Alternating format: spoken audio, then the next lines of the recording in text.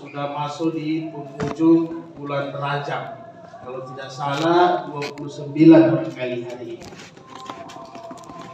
Artinya kurang lebih 1 bulan lagi kita kedatangan tamu yang mulia. Maka tentunya kita berharap mudah-mudahan jasmani rohani kita sehat sampai datangnya tamu yang mulia bulan suci Ramadan. Isra Mi'raj ini sering kita peringati setiap tahunnya. Sebenarnya kata-kata yang bisa juga kita gunakan selain Isra Mi'raj adalah ulang tahunnya sembahyang, ulang tahunnya salat, miladnya salat 5 waktu. Bapak dan Ibu sekalian, tentunya kita sudah ketahui bagaimana baginda Rasulullah diperjalankan oleh Allah dengan perjalanan spiritual yang luar biasa, di luar daripada logika dan rasional yang sehat. Tapi mungkin kalau Isra kita bisa terima hari ini, tinggal Mi'rajnya ini pertanyaan yang besar. Kalau Isra itu artinya dalam bahasa Arab artinya perjalanan malam. Itu Isra, perjalanan malam. Subhanallazi asra, perubahan bahasa Arab menjadi asra itu berarti diperjalankan, bukan berjalan sendiri. Jadi tanpa lagi kita menjelaskan panjang lebar, kita sudah paham kalau asra berarti ada yang perjalankan. Kalau dia isra pasti tidak masuk di akal. Kenapa? Minal masjidil haram ilal masjidil aqsa, itu jaraknya, mungkin yang sudah pernah ziarah umrah atau haji langsung ke Palestina, itu jaraknya kurang lebih 1.300 km. 1.300 km. Kalau dulu memang Abu Lahab dengan abu-abu yang lain wajar kalau mereka ini ragu, karena memang transportasi ketika itu hanya ada 2. Kalau tidak unta, kuda. Kuda ini ada lagi saudaranya, bagal, keledai. Itu ada saudara-saudaranya, tapi kurang lebih kecepatannya memang bisa diukur. Tidak logis kalau 1.300 km bisa 1 hari 1 malam pun tidak bisa, karena perjalanan itu butuh 2 bulan pulang pergi PP. Itu kalau naik kuda. Kalau naik onta lebih daripada itu lagi. Tetapi dengan perkembangan zaman, perkembangan waktu hari ini, kita bisa terima ini Isra. Kenapa? Alat transportasi lebih canggih lagi. 1.300 kurang lebih Makassar Palu itu jaraknya 1.000 km. Kurang lebih 900 sekian, berarti 1.000 km Palu Makassar. Kalau naik kuda atau naik onta, ya jelas 2 bulan lebih kita baru bisa tembus Makassar. Karena selain kita istirahat, ontanya, kudanya juga harus istirahat. Kan begitu. Tapi hari ini ada yang namanya penerbangan pesawat. Makassar kurang lebih 1 jam. Kurang lebih 1 jam. Lebih macet Maros Makassar daripada Palu Makassar, lebih cepat. Artinya kalau kita dari bandara ke kota Makassar itu butuh waktu, kalau sore begini, sampai 2-3 jam. Bahkan bisa lebih. Tapi kalau pesawat kurang lebih 1 jam. Artinya perjalanan Isra-nya Nabi secara Isra hari ini orang bisa terima sebenarnya. Itu pesawat. Ada lagi kecepatan pesawat superjet yang lebih cepat. Tapi karena di zaman Nabi hanya ada kuda dengan unta, wajar satu-satunya yang bisa percaya hanya Abu Bakar. radhiyallahu anhu. Sehingga dari sini namanya Abu Bakar ditambah jadi Abu Bakar Siddiq.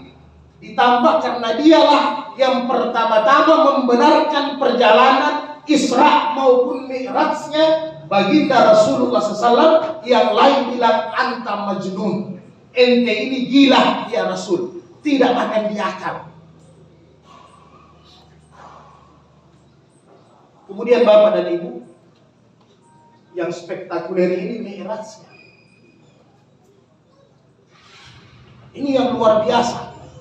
Karena Mi'raj ini yang paling susah. Lebih susah Mi'raj daripada Isra. Artinya secara hakikatnya begini syariatnya. Lebih gampang pergi masjid.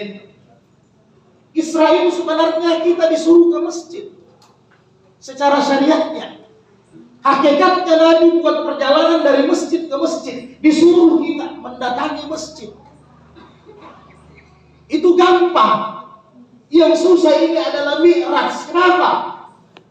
Nabi harus mendatangi langsung kepada Allah Subhanahu wa Ta'ala. Hakikatnya, apakah kita punya sembahyang bisa sampai kepada Allah atau tidak?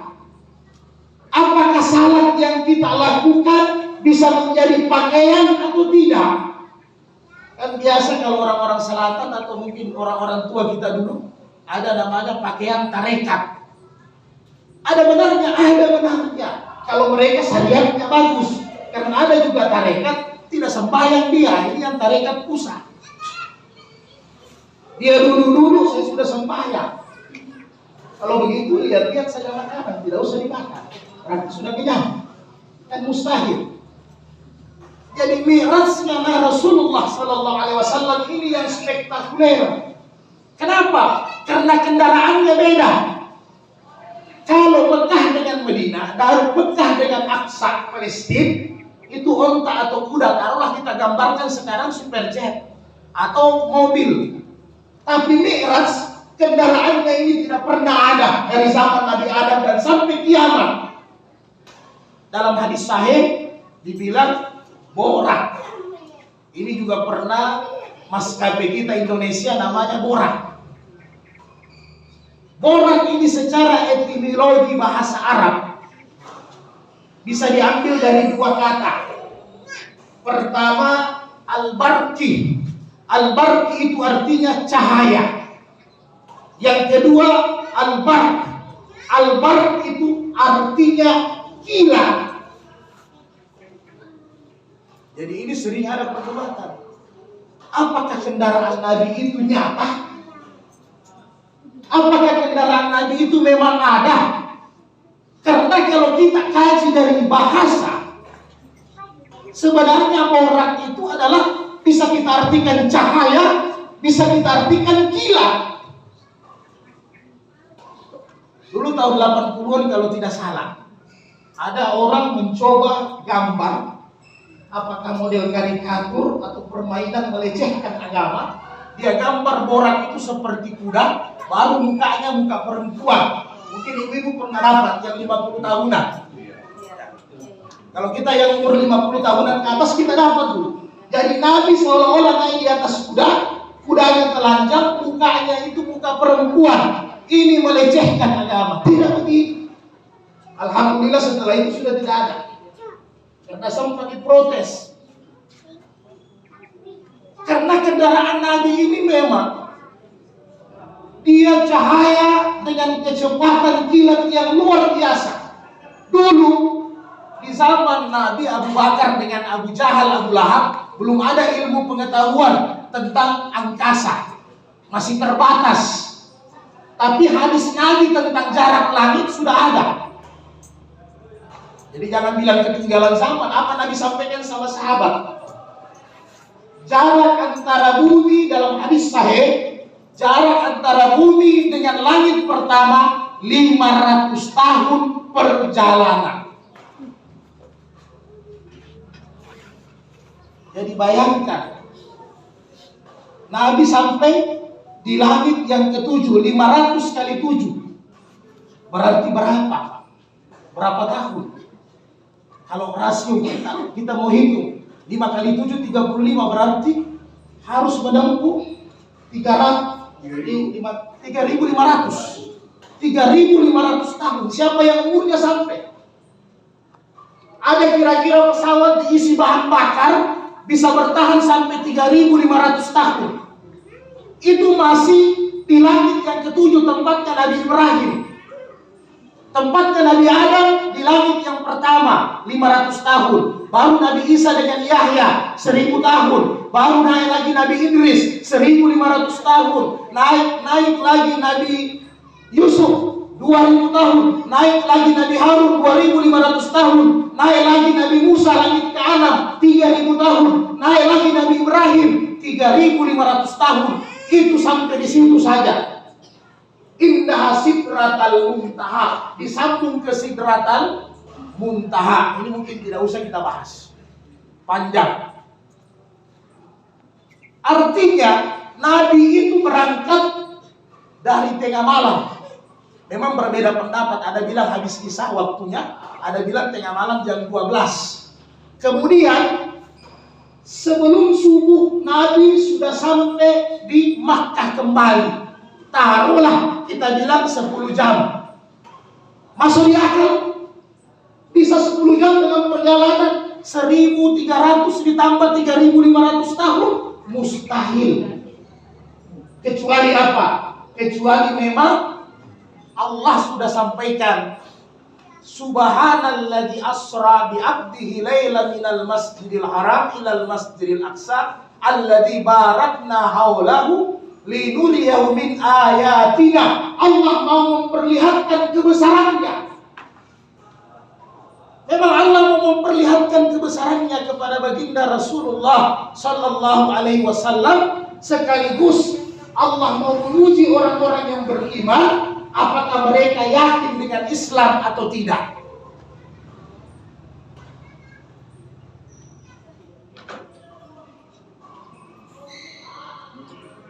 Jadi dari pertemuan 7 Nabi itu sebelum Mi'raj, dia sembahyang berjamaah dengan 124.000 para nabi. Di mana dia sembahyang? Barakna haulahu, ada 3 tempat dengan Masjid Nabawi. Tempat dia sembahyang adalah Masjidil Aqsa. Di situ juga Rasulullah menjadi imam secara politik. Secara hukum politik berarti secara tidak langsung Nabi yang pegang kekuasaan. Semua para anbiya, semua para nabi dari 124.000. Baru Nabi Mi'raj naik ke langit. Biasa dialog antara Musa sudah sering kita dengar. Jadi saya hanya sampaikan sedikit dialog Nabi Adam dengan Rasulullah. Ini hampir-hampir tidak pernah diangkat di dalam kitab tafsir Ibnu Katsir. Selalu yang kita biasa dengar bagaimana Nabi Musa dengan Rasulullah mengurangi salat 50 waktu menjadi 5 waktu. Tapi jarang kita dengar Nabi Adam. Kali ini saya ringkas. Dalam tafsir Ibnu Katsir dijelaskan, bisa dilihat di kitab Al-Qasas Al-Anbiya. Ini ada kitab khusus. Di situ ketika Rasulullah sampai di langit yang pertama, Rasulullah melihat Nabi Adam alaihissalam. Bagaimana modelnya? Rasulullah melihat di samping kanannya Nabi Adam banyak manusia. Di samping kirinya banyak manusia. Maka ketika Jibril datang bawa Rasulullah, ditanya sama Rasulullah, "Ya Jibril, man haza? Siapa itu? Yang ada pengikutnya sebelah kiri, yang ada pengikutnya sebelah kanan, begitu banyak." Maka kata Jibril, "Itu bapakmu Adam alaihissalam." Itu yang masyarakat begitu banyak.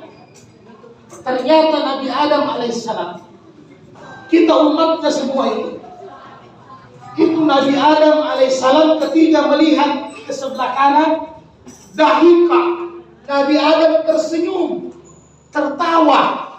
Ketika Nabi Adam melihat ke kiri, maka Nabi Adam menangis. Maka heran Rasulullah, kenapa begini tingkahnya Nabi Adam? Maka dijelaskan, "Wahai Muhammad, kalau saya melihat anak cucuku lagi berbuat kebaikan, lagi taat kepada Allah, maka saya lihat mereka dengan tertawa. Kalau saya melihat mereka berbuat kemaksiatan, maka saya akan menoleh ke kiri, saya menangis. Saya menangis. Ternyata apa Bapak, Ibu sekalian? Ketika berjumpa dengan Nabi Adam, Rasulullah mendapat satu pelajaran yang penting, satu sifat yang luar biasa dari Nabi Adam, yaitu kearifan dan kebijaksanaan Nabi Adam alaihissalam. Jadi bayangkan sampai hari ini Bapak dan Ibu, kalau kita taat kepada Allah, Nabi Adam tertawa di sana di langit pertama. Kalau kita buat maksiat, beliau menangis lagi lihat cucu turunannya, anak turunannya berbuat keburukan. Bagaimana perasaan Nabi Adam luar biasa. Seolah-olah kita melihat kita punya anak sendiri.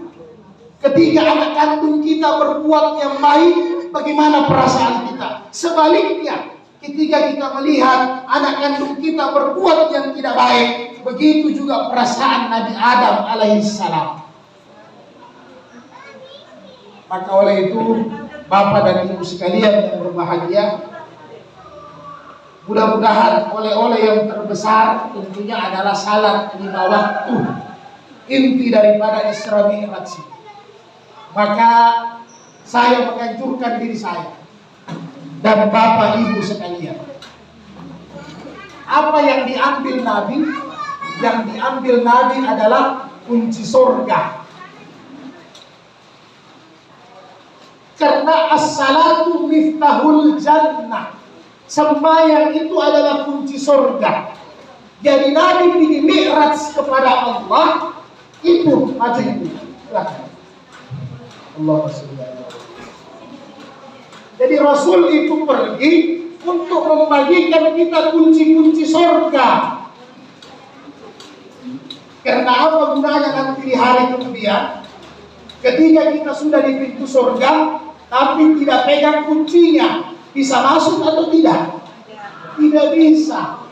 Inilah kunci surga yang harus kita pegang.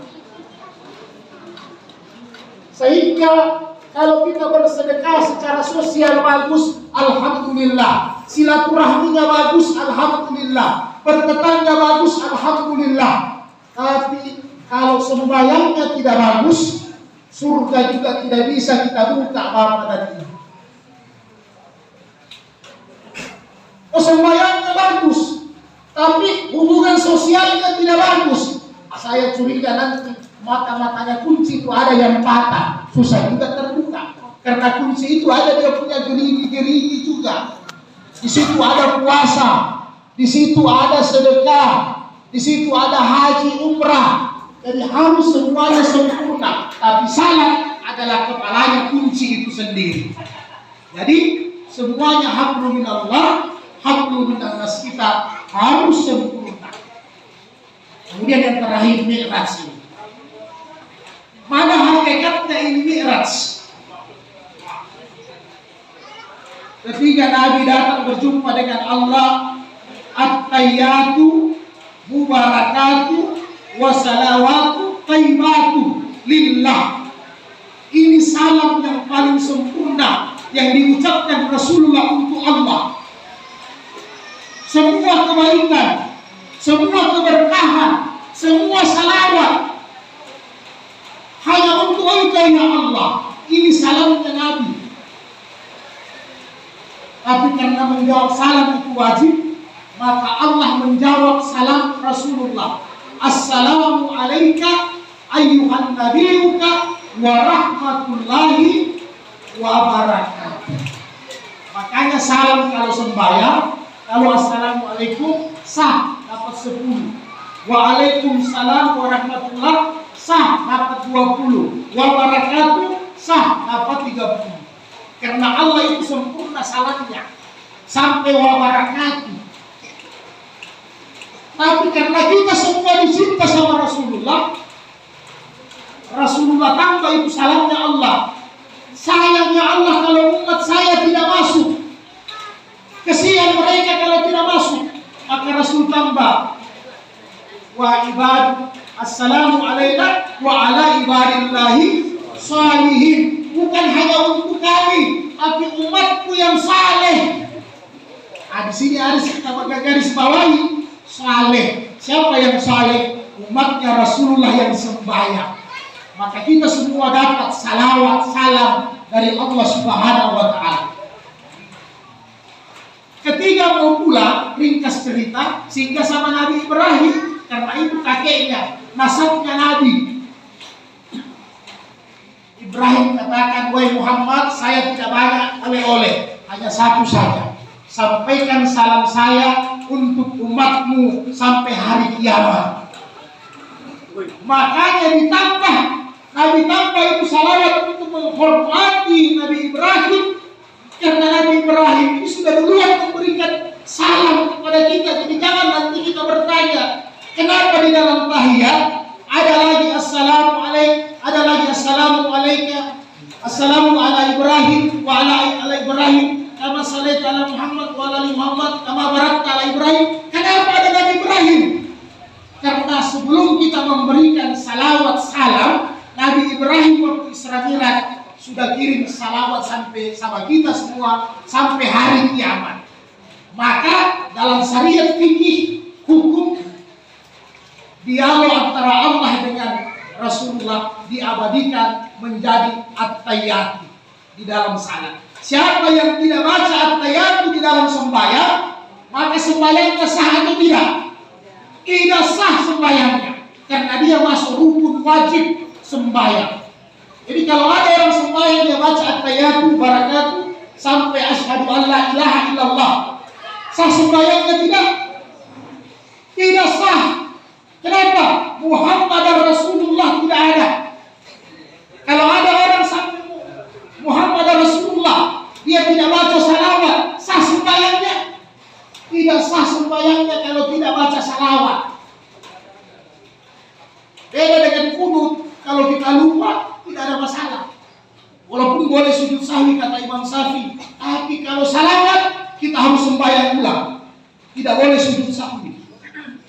Khutbah Jumat, kalau ada khutbah tidak ada salawatnya, sah tidak khutbahnya. Jumatnya batal, bukan hanya khutbah yang batal. Semua dengan Jumat batal sekali.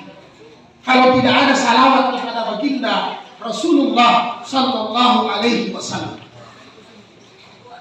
Maka mudah-mudahan sembahyang ini kita bisa jaga dan pelihara. Hadis terakhir, ada orang Badui datang menjumpai Nabi. Siapa itu Badui? Badui itu kalau kita sekarang maaf, orang-orang di atas gunung, tolare, ya kira-kira begitu. Pendidikannya agak di bawah. Datang sama Nabi, karena orang-orang Badui ini juga yang pernah kencing di Masjid Nabawi. Jadi datang sama Nabi, ya Rasul, saya ini tidak bisa bersedekah, tidak ada uang, tidak ada duit. Saya tidak bisa naik haji. Saya susah puasa sunat, kecuali Ramadan. Saya hanya bisa sembahyang 5 waktu. Tidak bisa saya sembahyang sunat. Tidak mampu saya, kecuali salat 5 waktu saja. Maka sahabat-sahabat mendengar marah. Ada yang mau protes. Ketika Arab Badui ini sudah pergi, kata Nabi, kalau orang Badui tadi betul apa yang dia katakan, dia ada salat 5 waktu saja, maka fa'ajibul jannah, wajib dia masuk surga. Jadi bayangkan, ini saja yang dipegang dulu ibu-ibu. Jadi kalau sementara siang-siang goreng ikan, bukan gorengannya diberhentikan, dibunuh dulu kok. Pergi sembahyang dulu, kasihan ibu, supaya makanannya juga lezat. Karena ini sembahyang kalau ditunda-tunda jadi malas kita. Apalagi sembahyang Isya, jangan coba-coba tunda itu sembahyang Isya. Iya, jangan dicoba-coba tunda itu sembahyang Isya. Karena kalau sudah ditunda-tunda, betul secara fikih waktu sembahyang Isya mazhab Imam Syafi'i sampai jam 12 malam. Itu waktu sembahyang Isya, betul itu panjang. Tetapi kalau sembahyang Isya kita coba tunda-tunda, luar biasa itu, terigunya, tepungnya itu sehat luar biasa. Apalagi biasa dari pesta belum salat Isya, beratnya luar biasa itu sembahyang isya kalau di rumah. Begitu juga kesian salat zuhur. Jangan alasan nanti anak saya lapar pula, akhirnya sembahyang zuhur 2:30. Rugi kasihan. Sembahyang asar karena capek memasak, bapak-bapak di kantor capek cari uang, sembahyang asarnya 3:30 karena ketiduran jam 5 baru bangun. Jadi kalau sudah jam 3 tidak usah lagi tidur siang dulu, sembahyang dulu asar. Begitu juga maghrib. Kita lihatlah saudara-saudara kita azan maghrib masih ramai di jalan. Ya mudah-mudahan semuanya bermuslim. Jadi kita jaga kita punya sembahyang yang bagus. Ini saja tidak mampu sembahyang sunat itu ibu apa.